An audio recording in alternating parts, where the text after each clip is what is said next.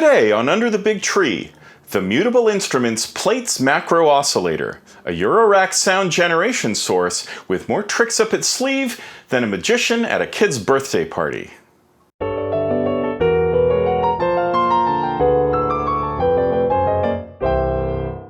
Today, we're going to have a listen to the newest offering from Mutable Instruments, their Plaits Macro-Oscillator. This is a digital oscillator with 16 different algorithms, allowing for great breadth in sound generation possibilities. There are 3 algorithm-specific knobs for altering the timbre, and 4 control voltage inputs for the same purpose. 3 of those CV inputs have attenuverters to allow you to control the amount that incoming CV signals will affect the sound.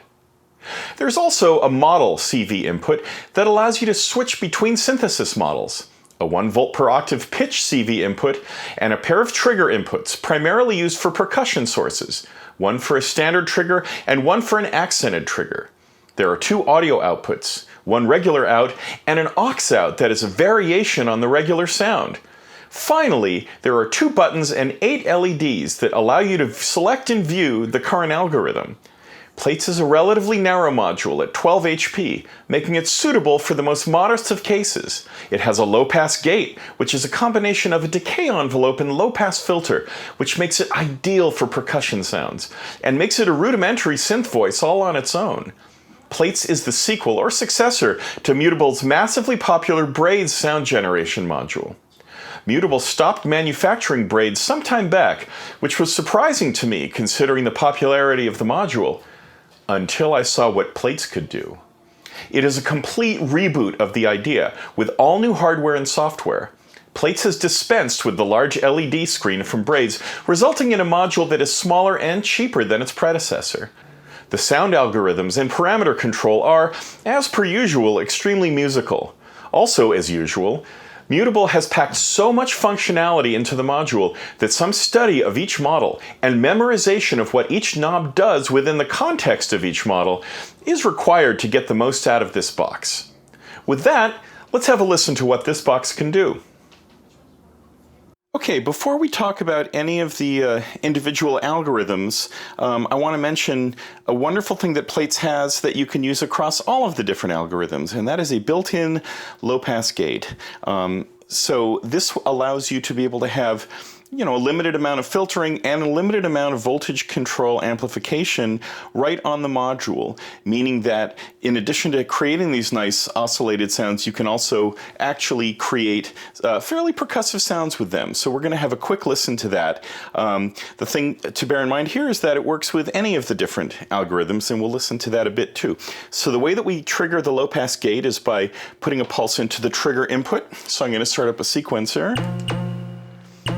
And there we can have it. Now, just as comparison, that's the waveform that we're currently listening to. As soon as we plug that in, we have that. Now we have 2 knobs to control the low-pass gate. The first one here, when you push this button in and you adjust the timbre knob, it adjusts the response. The way that it works with it between a VCFA, a voltage-controlled filter amplifier, to a voltage-controlled amplifier. What's important is, what it sounds like and what you like, and what's appropriate for the sound. You can see those yellow knobs. The other one is the morph knob, and when we turn it, we adjust the decay time.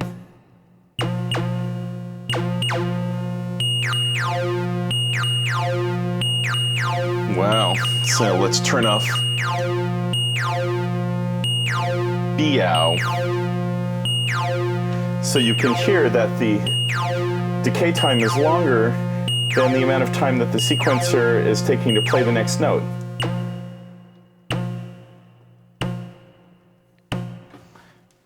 So there's a little sound. We can speed that up.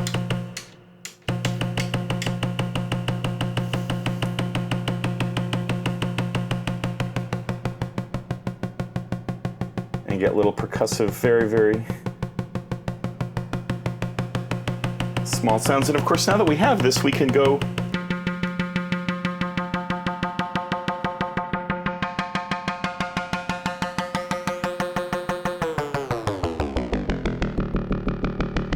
can go between the different algorithms. Here's the FM algorithm. Here's a sine wave. You can bring in the modulation index. And then we might want to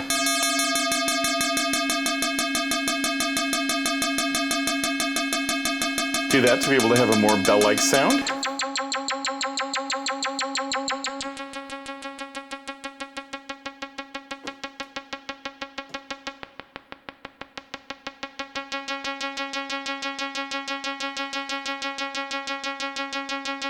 So a wonderful, wonderful thing to have inside of the plate. So as you listen through the various waveforms, imagine that any of them can have this, this percussive attack decay envelope applied to them as well.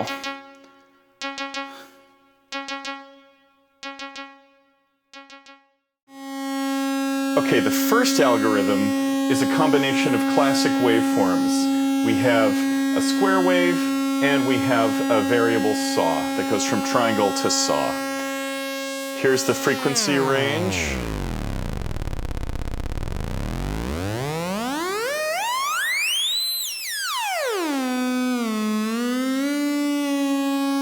And we can adjust the harmonics here to be able to create detuning.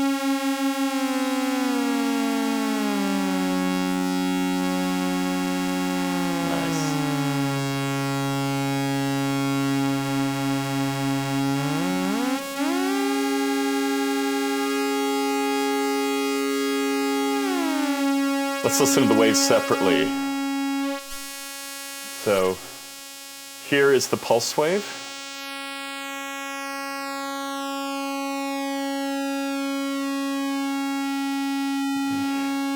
Hear it opening up.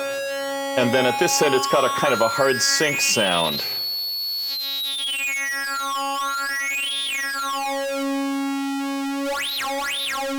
Very cool. And here's the triangle. Starts as a triangle, turns into a sawtooth,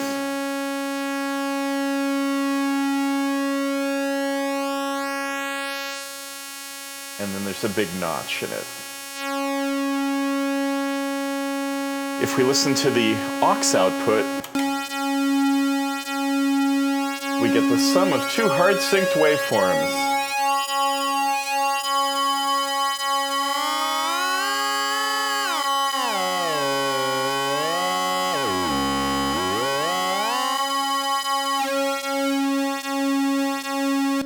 Back to our primary, and let's throw an LFO in to modulate the square wave.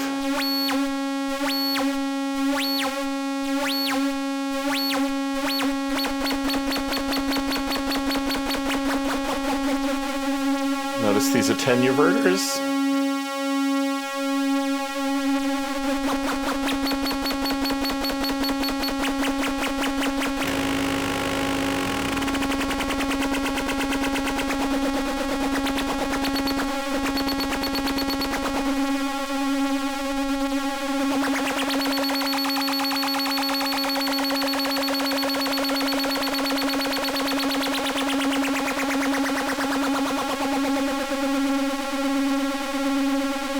A lot of really cool sounds right there.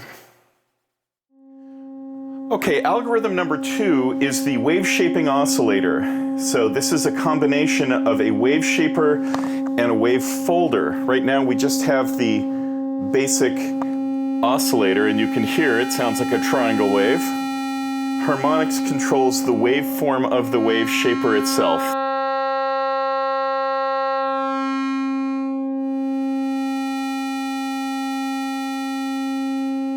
There's nothing modulating it right now, just the sound itself. Now, let's bring in the wave folder amount, which is using the timbre button.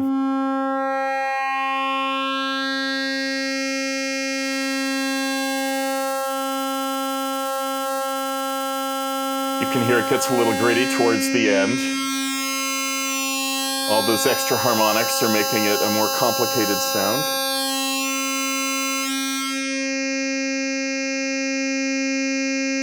Let's modulate that timbre parameter.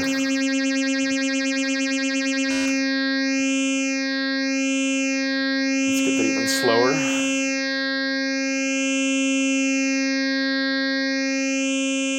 Turn the attenuverter all the way up. Ooh, that's a really cool dip.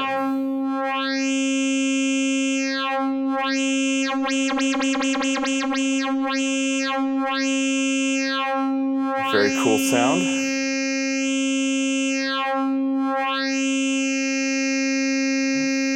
And now let's see what the morph does, which is changes the waveform symmetry. So if that's there.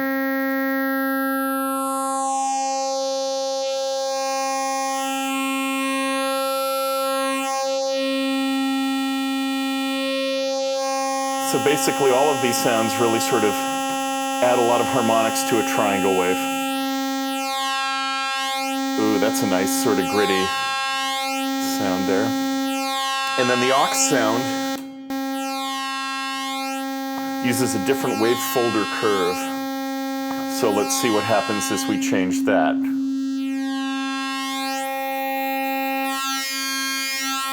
Turn that off.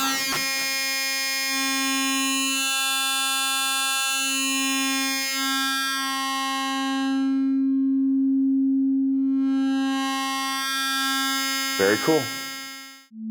Okay, now we're going to take a look at the two-operator FM algorithm. For those of you that have never played with a DX7 before, FM stands for frequency modulation, and the reason I say that was because the DX7 basically revolutionized the sounds of synths in the 80s by creating 6 digital sine waves that could interact with each other in a variety of ways to be able to get fairly complex but very digital sounding timbres.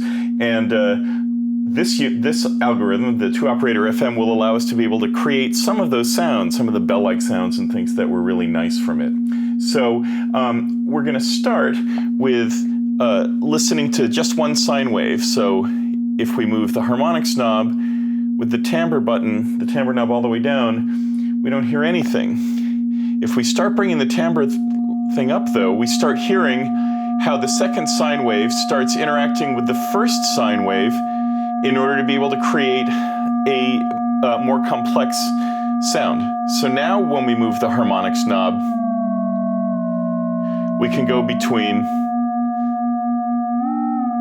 very straight sounds to detuned sort of tremolo kinds of things, and then more and more dissonant, clangorous types of sounds.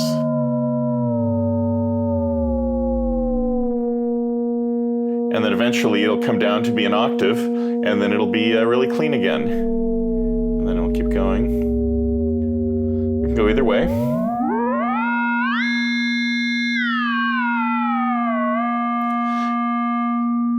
And the farther we move the timbre over clockwise, the stronger and more pronounced the modulation index, or amount that it's affecting, the sine wave 2 is affecting sine wave 1, will become more and more and more pronounced. So listen to how bright that is now.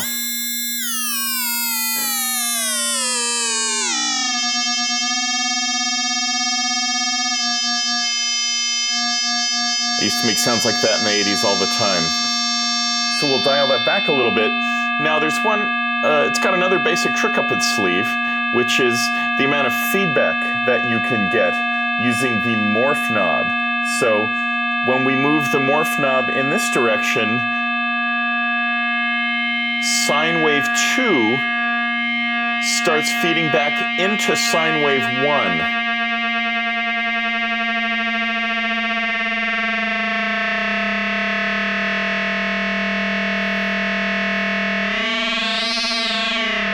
We can start getting some pretty nasty sounds up there.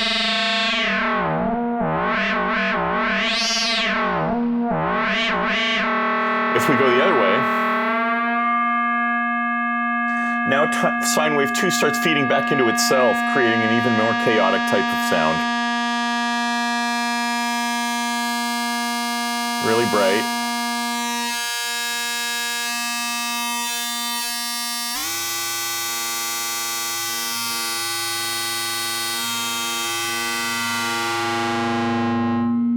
Very cool. Now, Let's create something that's a little more bell-like than that.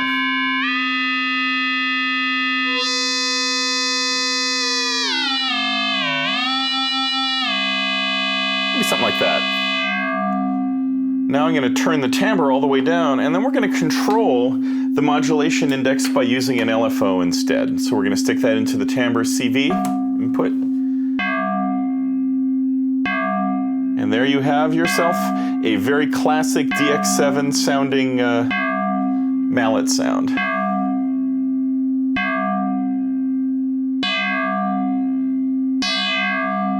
And of course, we can work them both together.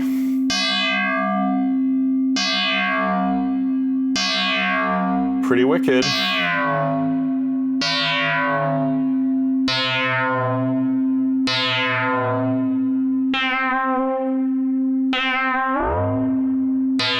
Now the last thing is that the auxiliary output gives us a subharmonic. So there's the same thing, octave lower, and if we mix them together,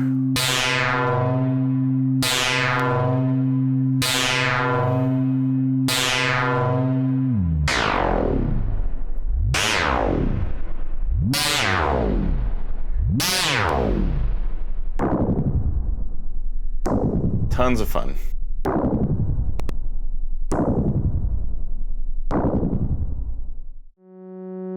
Next up is the Granular Formant Oscillator. This oscillator simulates formants and filtered waveforms. Should give us some pretty interesting talking types of sounds.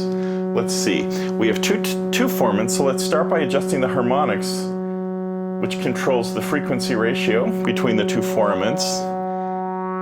You can hear how that sounds like a mouth changing vowel sounds a little bit. And then if we adjust the timbre,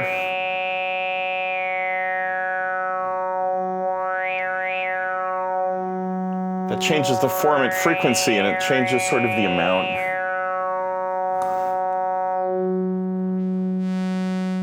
Let's not bring in the morph yet. So let's bring the timbre back where it's really obvious. And now the morph changes the width and the shape of the formant.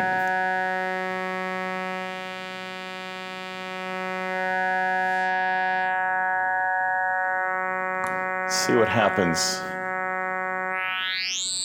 That's a pretty interesting sound. All right, let's explore trying to get some talking types of sounds by putting a noise source in to modulate the timbre amount.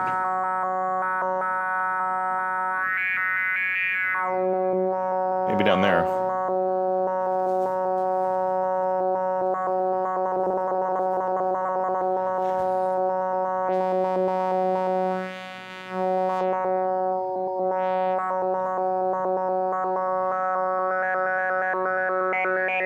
There we go.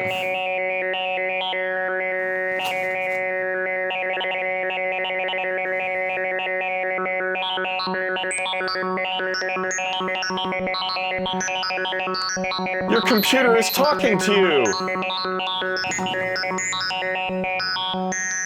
Your computer just had some Valium.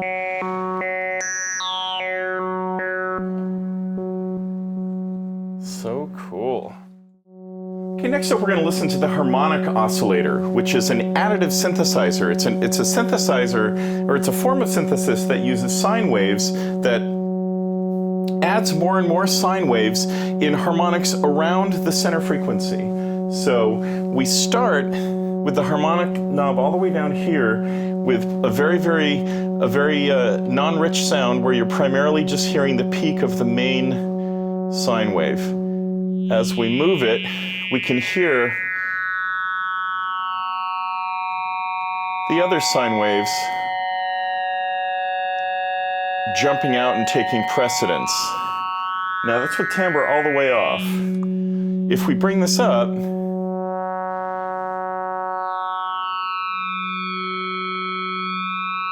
it changes which harmonic multiple of the fundamental frequency is being emphasized.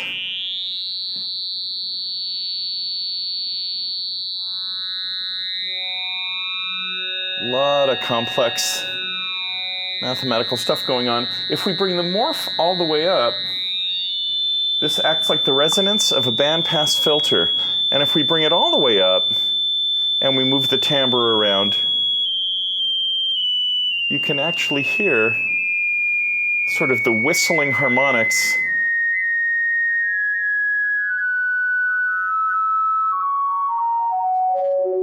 Well, at the bottom you hear the first few harmonics. Interesting.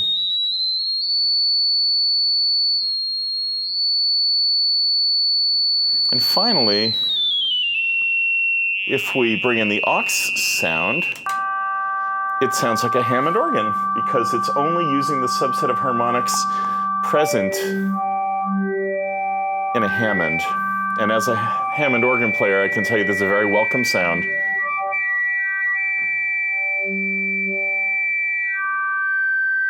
On that instrument, it's created by bringing out different drawbars.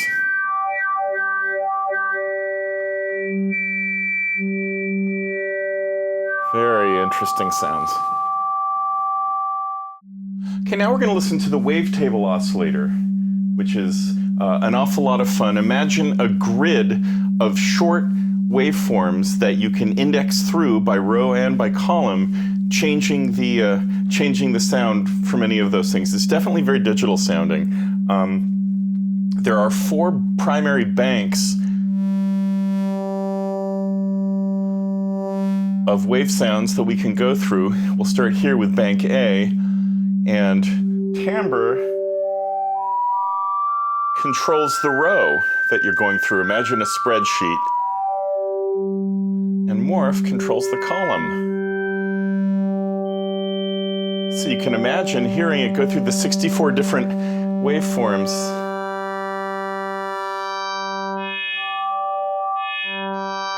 That are available to you. Now, one of the things that's really cool about this is the fact that you've got these 4 different banks, which on this side are all smoothly interpolated.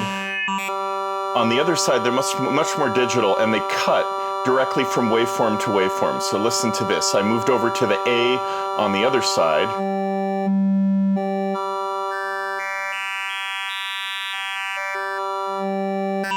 Let's compare to this. So there's the interpolated version. And there's the discrete version. One isn't better than the other. They're just 2 very different kinds of sounds. Now, what's really neat, let's go back here to the interpolated side, and you can hear.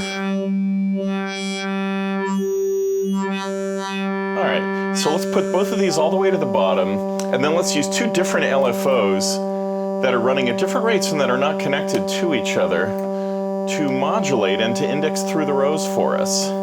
So we'll see what happens.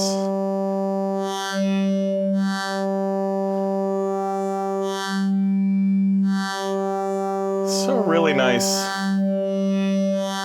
very random sounding evolving timbre. You can change between the different banks and do that. And we can even do it on the non-interpolated side. I wonder what that would sound like with faster LFOs.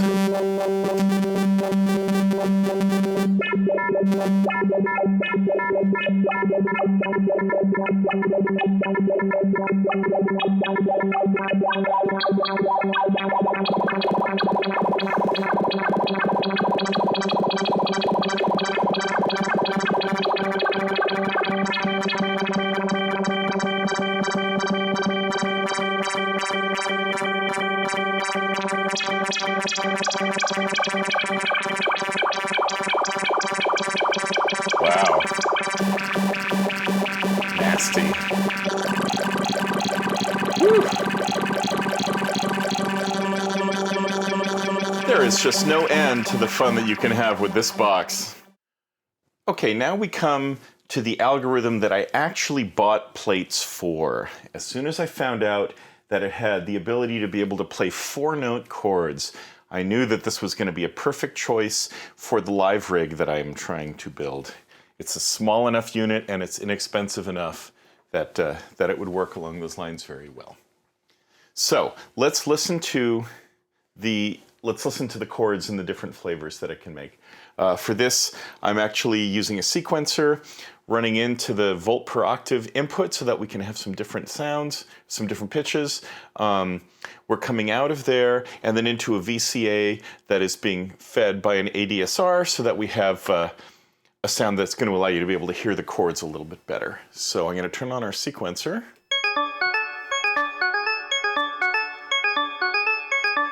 And all we're hearing at this point are octaves. Let's bring that up. Now we're hearing fifths.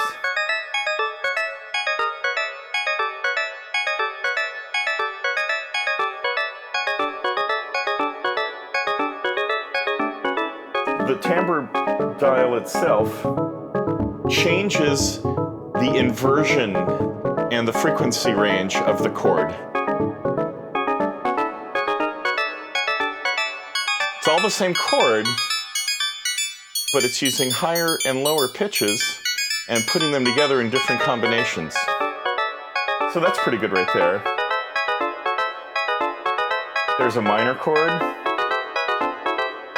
There's a little more jazzy minor chord, that's a minor 7.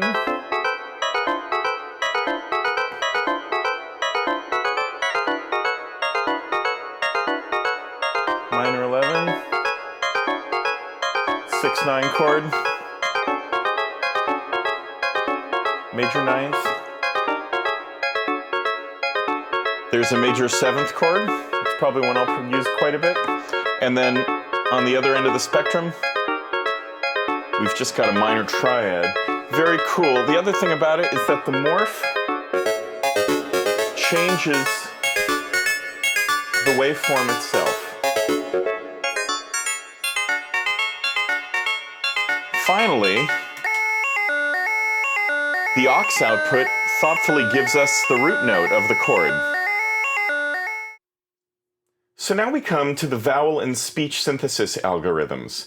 There are several algorithms here that we can play with that generate various ways of creating vowel type of vocal sounds, as well as having a whole series of words that have been encoded within the system that we can use to be able to get our computer to talk to us. So let's start by listening to some of the vowel algorithms. We switch between them by moving the harmonics switch, harmonics knob. And at that point now we're playing the LPC sounds, the sampled sounds. But we can do that and then take the timbre, moves the formants up and down the range to be able to go from what sounds like a really small creature up here to a big creature down there. So let's move it around there. And then the morphing knob in this mode moves between different phonemes.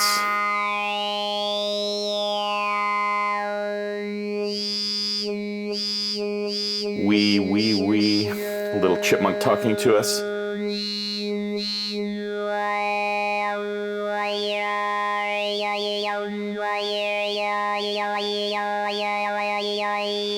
Very cool. But my favorite part of this thing is actually over on here, a whole series of word banks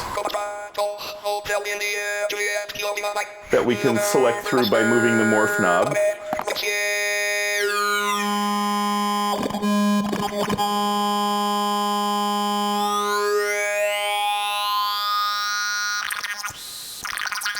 Little chipmunky kind of guys up here.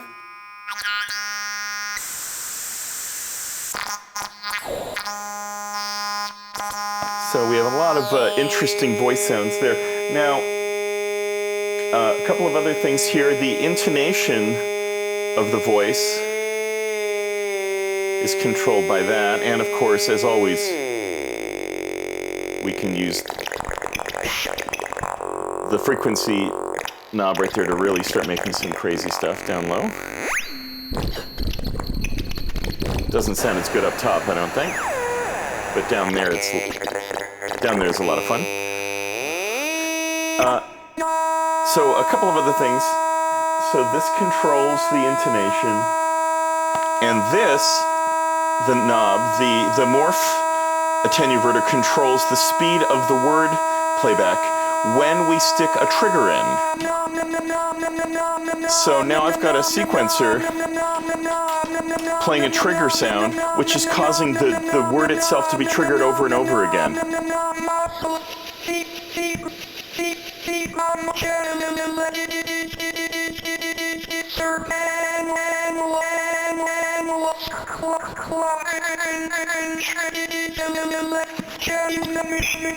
So we can... So many different sounds we can get out of this. And then to make it really crazy, let's plug in a noise controller from an LFO into the morph CV. So it'll go along and choose different words and different vowel sounds from within the bank.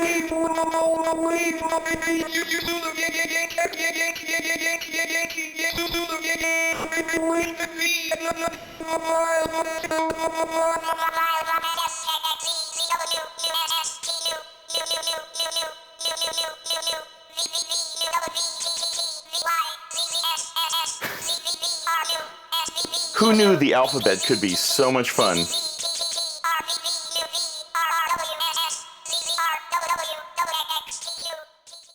Okay, now we're listening to the Granular Cloud algorithm. This is a wonderful one if you want to be able to create some nasty drones, or to be able to have some granular little snippets of sound that are bopping around. First, as of right now, we just have a single grain basically playing back, and we don't have any detuning at all. As we move the harmonics knob, it detunes more and more.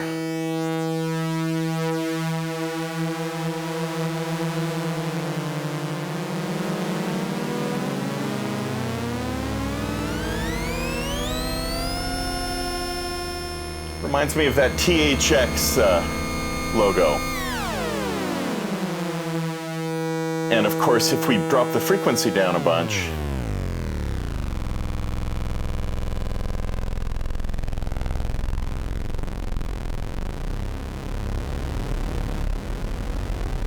you can start getting some pretty wicked sounds.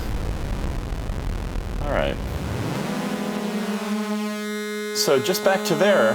Now, currently the way that we have it set up is that the length of the grain is controlled by the morph.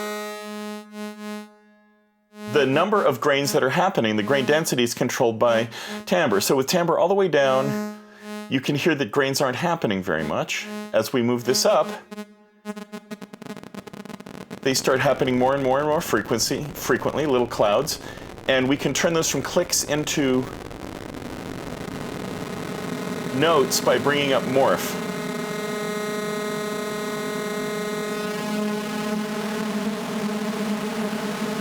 So, I mean, it sounds like Angry Bees. You can really get a lot of interesting sound design mileage for your money here.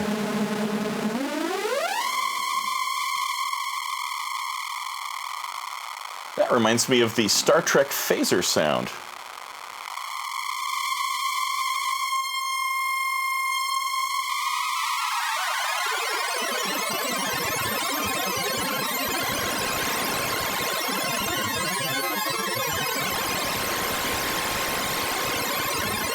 Tons of different sounds. Now this is with a sawtooth.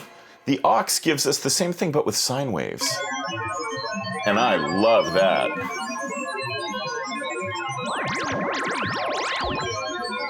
That reminds me of a lot of music coming out of the CCRMA, Karma at Stanford in the late 80s.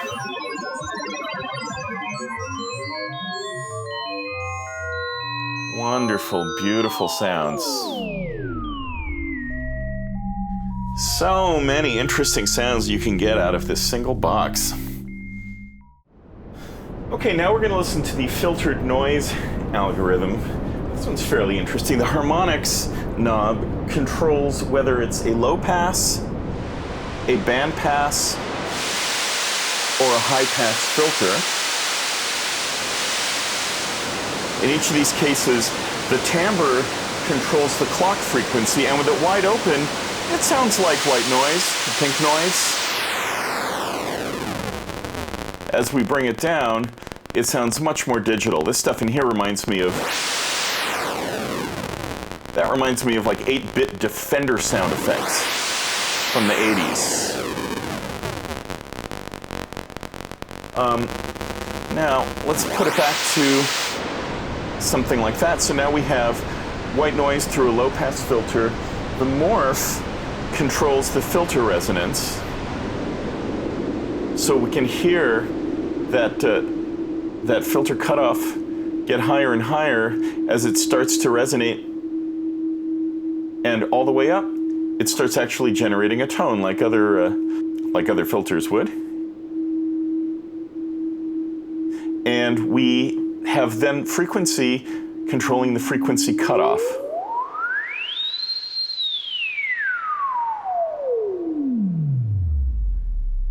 That's pretty fun. Bring that down a little bit.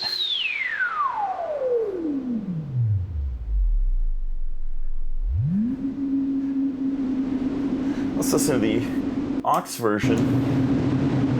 This one uses 2 bandpass filters instead.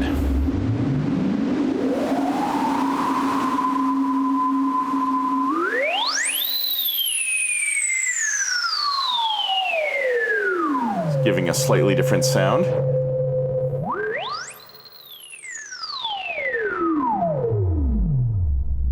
That's pretty fun. Not my favorite algorithm. I think that I have a lot of other things that make analog noise that sound a lot nicer to me than that. I think the only time that I would use that would be with the resonance all the way up with the morph knob in order to be able to create some sort of a pitched glissando sound like what we just did there. But Plaits is such an amazing box that I would use other things for that rather than this, so that I could use this for some of the other incredible sounds that it makes instead. Okay, next up on our tour is the particle noise algorithm, which sounds like a popping popcorn thing right now. This one's got a lot of very interesting sounds and could be used in a lot of different ways. Let's see. The frequency knob, of course, controls the basic frequency of the particles themselves. So all the way up there, they sound like clicks and taps. And down there, they're almost subwoofer-like. Let's put them back around there. Now, harmonics knob controls the amount of variation in frequency of the particles. Variation in particles. So this is a very homogeneous sound right here, and we can get to a much more heterogeneous sound as we move up. So now we have the particles operating at different frequencies a lot. Timbre, just like in some of the other algorithms, controls the particle density. So not very many particles. All the way up to a big swarm up there. Perfect place to be able to put an LFO in to control the timbre. So we can go from few particles to lots of particles. Slow that down a little bit.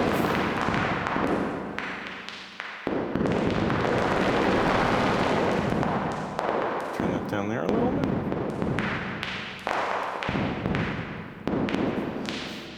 Lots of fun. My favorite thing, though, is the morph knob here, which right now is using an all-pass filter, but as we move it up this way, we get nice, tight little clicks. Love that.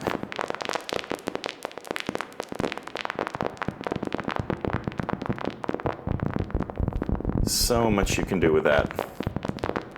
And then finally, my favorite sound out of this algorithm is when we continue moving the morph this way, it starts to resonate. And we start getting these awesome digital bell-like sounds.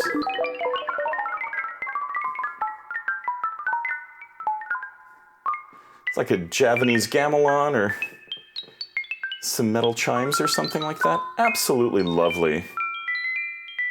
As we bring it all the way up, you can hear that we start to get a little bit more of a tail on the sound. Oh.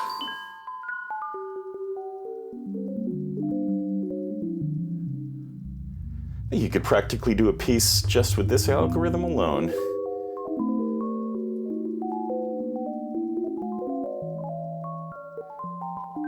More variation.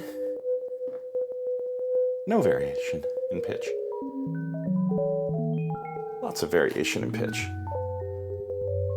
Yet another of my favorite sounds on this wonderful box. Okay, the next two algorithms I'm going to do at the same time because they use the same controls, although they have different sounds. The first one is the Inharmonic string modeler, and the second one is the Modal resonator. Both of these algorithms are taken from the Rings module, although the Rings module has more CPU, so it's more powerful there, but it's wonderful that we have it. For those of us that don't have Rings, like me, it's nice to be able to have these modeled instrument sounds here. So right now we're listening to dust particle noise, which is what happens if we don't have the trigger plugged in. But if we plug in the trigger, now we've got something that is a little bit more musical. So now we've got something that can become a really useful rhythm. Let's start with the harmonics. The harmonics knob changes the types of harmonics that are being generated from something that's a very tight, pointy pitched sound, something a little bit more detuned, and a little bit more percussion sounding there. So rather than a pitched instrument, that sounds to me a whole lot more like a conga drum or something like that. When the trigger is attached and it's actually triggering, when it's actually triggering from a sequencer, then the timbre knob controls the brightness of the sound. I mean, that really sounds like a conga drum. Wonderful. And then the morph, as it is in some of the other algorithms, controls the decay time.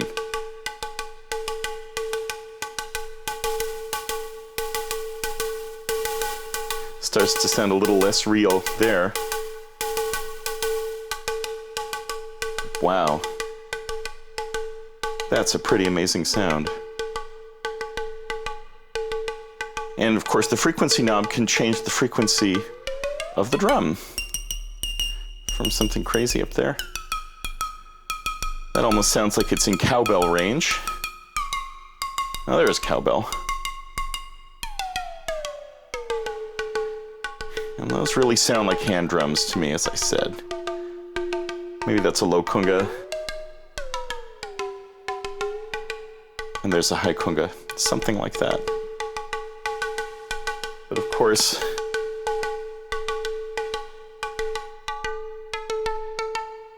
when we bring down the harmonics, then it starts sounding much more like a pitched instrument, as in fact it is modeled after a plucked string algorithm.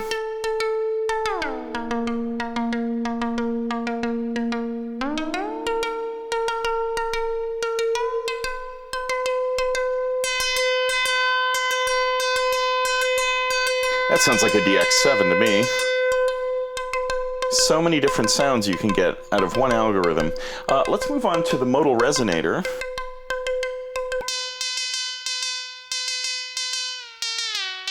So let's bring everything back down to 0. Let's get a little bit of delay, or decay, excuse me. Again, that sounds like a log drum or something. Very much a percussive sound.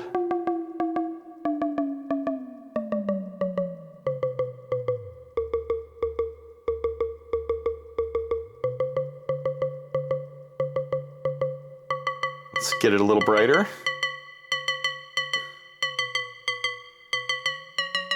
Now we're getting into the realm of some more metallic sounding percussion elements. Bring up the decay a little bit so that it starts becoming more like a bell. Dinner's ready. Very digital sounding there. Very Yamaha DX7 there.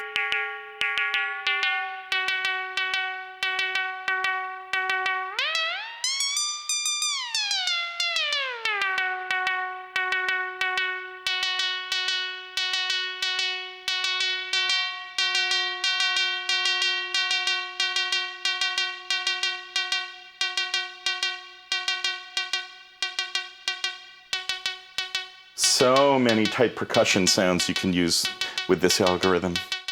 Okay, so now we come to the last three algorithms in Plaits, and the problem with these is they're so good, it makes me want to buy 3 more of these modules just to be able to use them specifically for this. We have a kick, a snare, and a hi-hat.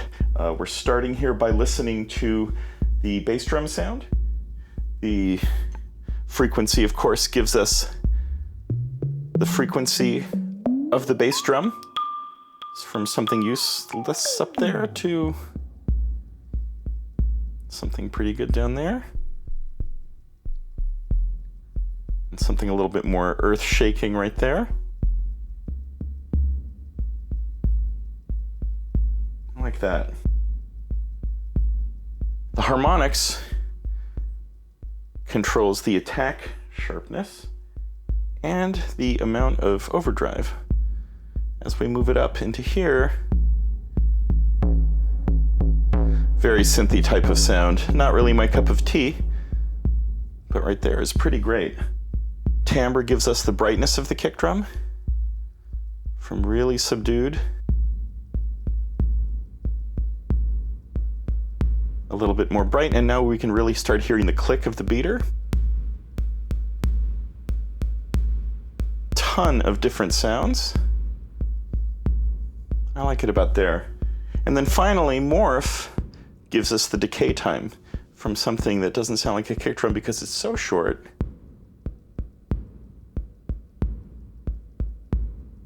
To something that does. You can move it up until it's... Now it sounds like a kick drum that's resonating everything around it. Something about right there, I think, is a pretty awesome kick drum sound. The other thing that I want to point out here is I am using the trigger off of my sequencer to be able to generate each pulse. If I pull out the level, then they're all exactly the same. They're all exactly the same volume and exactly the same timbre. But if I use the level jack as well, that creates an accent.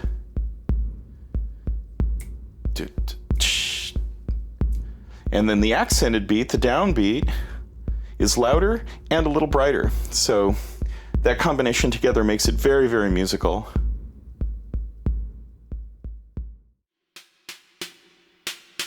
And now we move on to the analog snare drum model. Once again, the frequency controls the basic frequency of the snare drum, of course.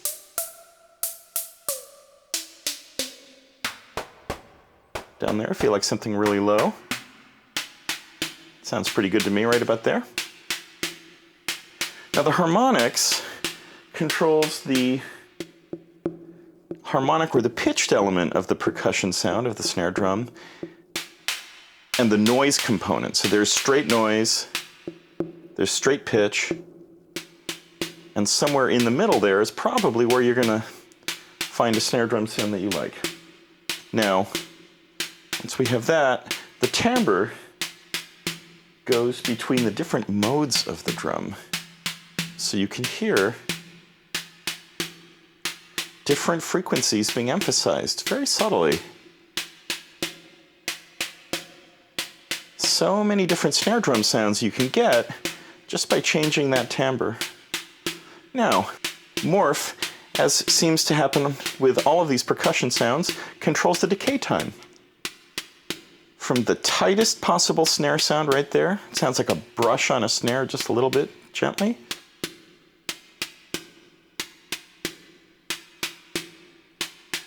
to more and more open, to the point where we can start using this as a clap sound. Let's go up there and bring up just noise.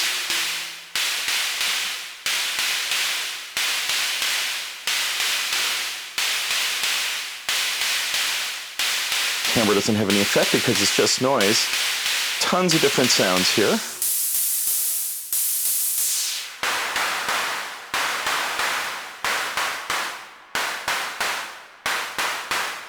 Something like that, but I want to find my snare drum again.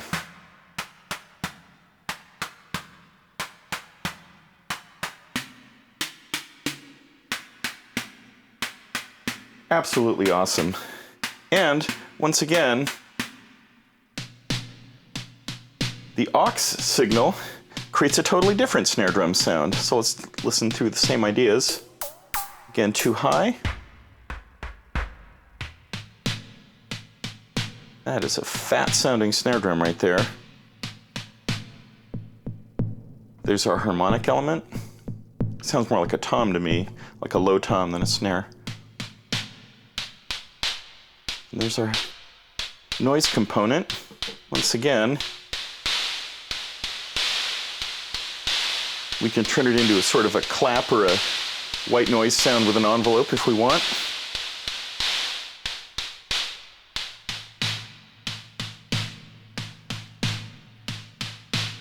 But there.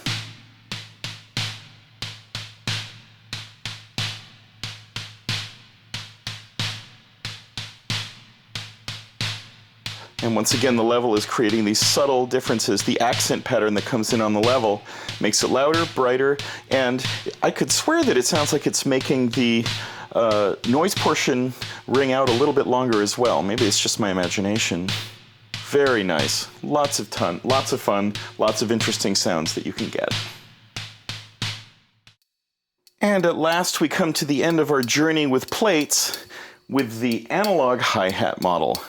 I think maybe they were saving the best for last, but perhaps I'm bearing the lead there. Let's have a quick listen to what you can do with this.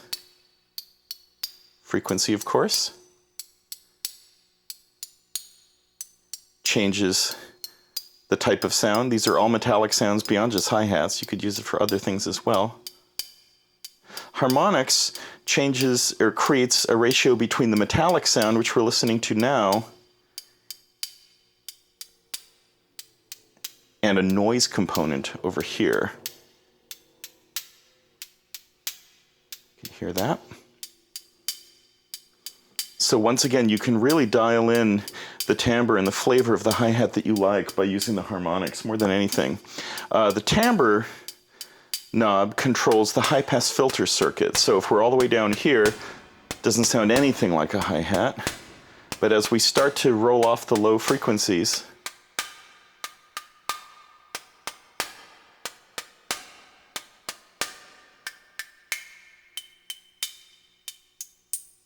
maybe that's too far.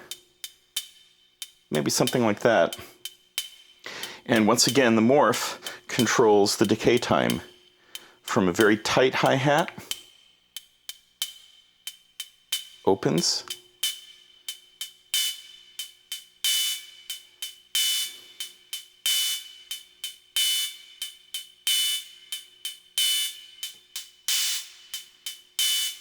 maybe right in there.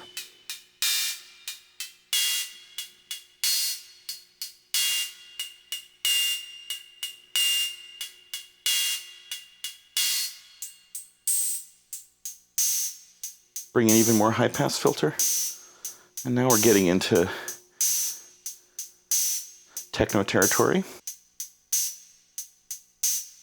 And what I love about the decay time is, once again, the trigger is now controlling the closed hi-hat sound, and the level or the accent brings in the open hi-hat. So if I take this out, dull as dishwater. Put it in and it's awesome. Once again, you can dial in your sound to taste.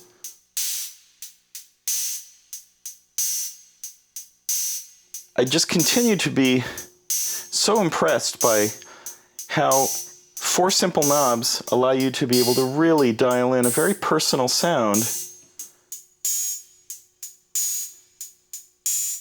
that still sounds in the wheelhouse for electronic or techno music. Now let's listen to the aux send before we wrap this up. Very different sound. Also just as cool. Almost alien sounding there. There's all noise. Doesn't do it for me, but right in there it does. That's really wonderful. Let's bring this down. And again, let's open up the high pass all the way so it's really big. Really a lot of thick stuff. Doesn't sound like a hi-hat anymore. But as we start bringing it up, right in there. Choose your poison. Do you like that? Do you like it really, really, really high frequency? Somewhere in the middle? Once again, all of these controls, of course, can be controlled with the CV inputs as well, giving you just an endless capability of being able to create really subtle and very interesting percussion sounds with this module. Wow, okay, it's been a long time. Thank you so much for sticking with me, those of you that are still here, to listen all the way through. So let's wrap this up at this point. So that's the Plaits Macro-Oscillator from Mutable Instruments. It is a terrific sounding, easy to use sound generation module with a built-in low-pass gate and enough functionality to keep you exploring for a long time to come. At the relatively modest price point of $260, Plaits is a serious contender for the racks of both newcomers and veterans. I purchased it to have a polyphonic chord source for my live rig, for which it's perfectly suited. But it has so many other options and features that I know it's going to get constant use as a primary sound source within my system. So that's it for this episode of Under the Big Tree. If you like, join the conversation by sharing your thoughts and experiences on this topic in the comments section below. As always, if you like what we're doing here on Under the Big Tree, please feel free to like, share, and subscribe. For now, this is Nick, signing off.